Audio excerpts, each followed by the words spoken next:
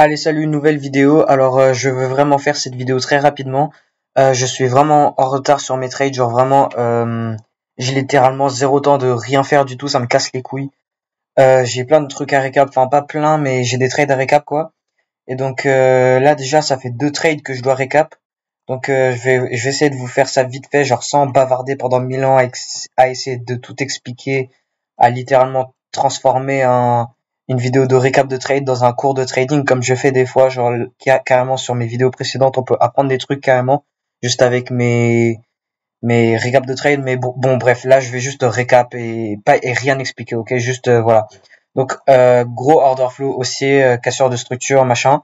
Et moi j'ai l'intention à ce que du coup le prix revienne dans cette zone que j'ai là-haut.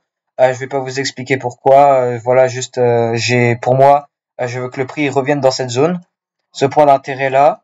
Donc donc là on casse ce haut qui est protégé, du coup ce haut qui est protégé.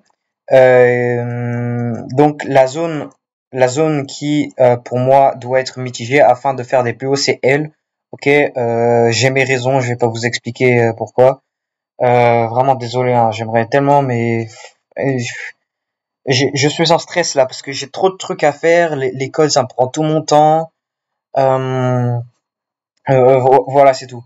Donc là, on avait la dernière, vous voyez, la dernière vente avant l'achat enfin, c'est pas elle qui casse la structure, c'est elle, c'est la vente avant l'achat. Mais donc la zone, c'est la zone tradable sur laquelle faut trader, c'est elle, ok?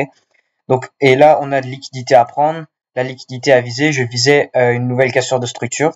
Donc là, à ce moment-là, je vais sur les lower time frame, je vais sur les intervalles de temps plus petites. Donc je dois rescroller en arrière. Si ce fils de pute de graphique il me laisse repartir en arrière là, vas-y, casse les couilles. Non mais il y a tout qui me casse les couilles en ce moment là. Bref, donc j'en étais où? Alors une fois qu'on vient mitiger la zone, une fois qu'on vient mitiger, pour moi la zone qui du coup voilà est elle. Après qu'on vienne mitiger ça, on casse la structure de ce haut qui est du coup protégé dans cet order flow baissier sur le 1 minute. Donc on casse la structure. Qui crée la cassure de structure? C'est la zone de demande qui serait ici, la dernière vente avant l'achat. Donc je place mon ordre limite sur la zone, stop loss en dessous de la zone, avec un peu de place pour respirer. Et donc là, je me fais littéralement mes liquidity sweep. Je me fais par mon stop loss, il est à 1.05331, 330, et le prix il vient à 1.05328, ok. Alors si ça c'est pas un sum, je sais pas c'est quoi le sum, si ça c'est pas avoir le sum. Mais donc voilà, et la raison pour laquelle j'ai perdu ce trade, c'est parce que en réalité, ça là, c'était juste une liquidity trap, ok. C'était un piège de liquidité parce que en fait, ce qu'on a, c'est que quand je reviens sur la dernière vente avant l'achat, la vente avant l'achat, bah en réalité sur le 5 minutes, c'est du coup c'est c'est ça là. Ok, on peut la raffiner sur les intervalles de temps plus petites. Et donc là, le prix, qu'est-ce qu'il vient faire? Pile poil, on vient la mitiger. On prend la liquidité qui est en dessous de ce bas, du coup, ma liquidité, pas que la liquidité des autres, mais du coup la mienne. Là, en dessous de ça, c'est vraiment un piège de liquidité. Donc on prend la liquidité, on mitige du coup, parce qu'il y a encore de l'imbalance à venir remplir. Il y a encore du déséquilibre à venir remplir et des positions en négatif à venir remplir aussi.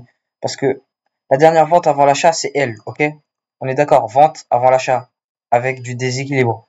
Sauf que raffiner, c'est elle, ok? Donc voilà, j'ai appris de mon erreur.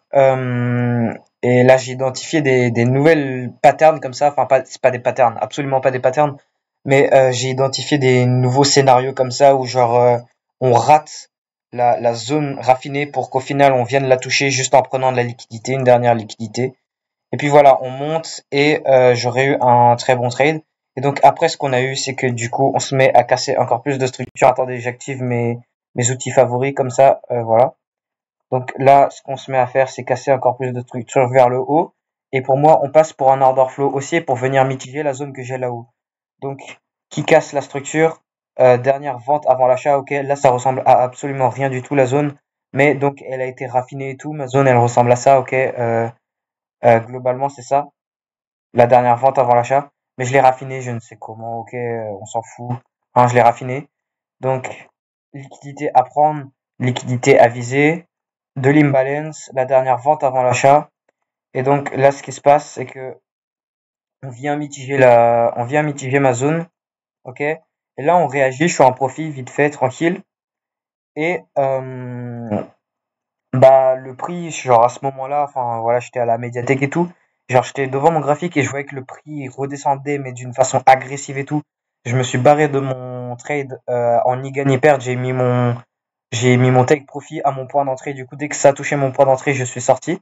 Mais là, ce que je voyais, c'est que en fait, en réalité, enfin ce trade, de base, il a beaucoup de sens. Pour moi, il avait beaucoup de sens. C'est juste, je me suis barré du trade pour une redescente agressive vers mon point d'entrée et ça, j'ai pas aimé. Donc voilà, ça c'était bête. Et du coup, j'ai retrouvé une nouvelle entrée. Donc là, je rescroll. Là, je suis sur le 1 minute. Donc là, ce trade-là, le premier trade, on l'oublie, ok? Donc, et là, qu'est-ce qu'on a? Du coup, on vient mitiger la zone encore plus. Du coup, là, regardez. À ce moment-là, j'étais entré dans le trade. À ce moment-là, j'étais en bon profit. Sauf que là, on revient dedans et on dépasse le dernier bas. Et du coup, pour moi, enfin, voilà. Sauf que là, ce qui se passe après, c'est que du coup, là, on se met à casser de la structure vers le haut. Genre, on se met à faire des cassures de structure de haut protégé ici. Vous voyez? Et donc, qui crée la cassure de structure? La dernière vente avant l'achat avec du déséquilibre, liquidité à prendre. Et pour moi, voilà, c'était ça. Sauf que du coup, là, ce qui s'est passé, c'est que bah on vient mitiger la zone, on réagit vite fait, et là, bah bam, on vient, on liquide tout. Et du coup, bah qu'est-ce que c'est ça? Ça, c'est ce qu'on appelle un breaker block. En gros, c'est du coup, on s'en bat les couilles, ok? C'est une zone de demande qui se transforme en zone d'offre parce que là, on a l'order block haussier.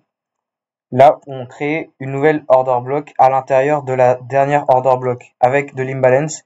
Et donc, après, par la suite, on vient dedans, on mitige et on fait des plus bas. Ok, on aurait pu prendre ça, mais bon, tant pis. Donc, ça, c'est pour l'euro USD. Les explications, elles doivent être mais très, très, très, très, très, très, très mauvaises. Mais donc voilà, je suis quand même obligé de faire ça. Et en plus, ça me fait une vidéo en plus sur ma chaîne, parce que moi, je veux juste que ma chaîne, elle soit bombardée de vidéos dans tous les sens. Voilà, comme ça, bah voilà. Et